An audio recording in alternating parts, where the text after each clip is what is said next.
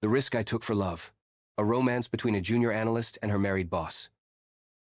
Some lines aren't meant to be crossed, but when the heart speaks louder than reason, or fall, with no way out. My name is Claire Reynolds, junior financial analyst at Dawson Company, a fast-rising investment firm in Los Angeles. I was ambitious, focused, and determined to make a name for myself. What I didn't expect was to fall in love with Eli Carter, my married manager. It started innocently, late nights at the office. Reports we had to finish together. His compliments. The way he listened, really listened, when others only saw numbers on my screen.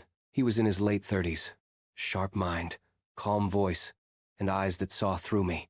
He had a wedding band. He never talked about his personal life, until one night. We were the last two at the office. "You ever regret anything?" he asked, staring out the window. "Sure," I said. "Mistakes, missed chances. You?"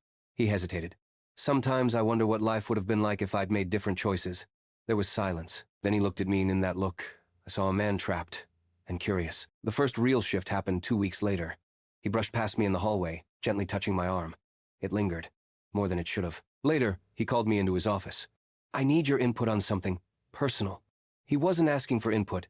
He was asking for closeness, and I gave it to him. We didn't kiss. Not then. But something began. Subtle, dangerous, addictive. He started texting me outside of work. Late-night calls, we shared music, podcasts. He even told me his wife and him were distant.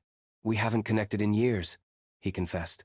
"We live under the same roof, but it's cold." I didn't know if I was being used, but I also didn't stop. The kiss happened in the most cliché way possible. Rain, office, garage. We both forgot our umbrellas. He walked me to my car. He looked at me. I looked at him. "Claire," he whispered. "I know this is wrong." I said nothing. My lips were already trembling. Then he kissed me, and the world, the job, the ring on his hand, the risk disappeared. We were careful, so careful. Secret coffee breaks, meetings that lasted too long, business trips with one shared hotel room, always booked under separate names. I hated myself some days.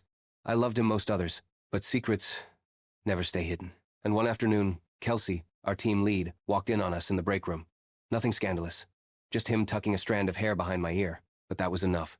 She didn't say a word. But the next morning, I was called into HR. They had no proof, but the tension was unbearable. Whispers, looks. People suddenly stopped inviting me to group lunches. Eli called me that night. "Claire, I'll resign." "What?" "No, you can't. They'll find a way to hurt you. They won't touch me, I'm too senior. But you're replaceable." His voice cracked. "I love you, Claire, but I won't let them ruin your future. Because of me." The next day, he handed in his resignation. He didn't tell anyone the real reason, just said it was time for a change. I stood by the glass doors watching him leave. My heart shattered, but he looked back once and smiled. 3 months later, we met again. Not in an office, not in secret, in a small book cafe in Venice Beach. He was separated, living on his own, trying to rebuild. We talked for hours, laughed, remembered, and when he walked me to my car just like before, he asked, "Would it be okay if I kissed you again?" I smiled. It would be more than okay. Narrator closing. Some love stories begin in the wrong place, but they don't have to end that way. Sometimes, love waits until both hearts are free, and when that day comes, you'll know it was worth the risk. End.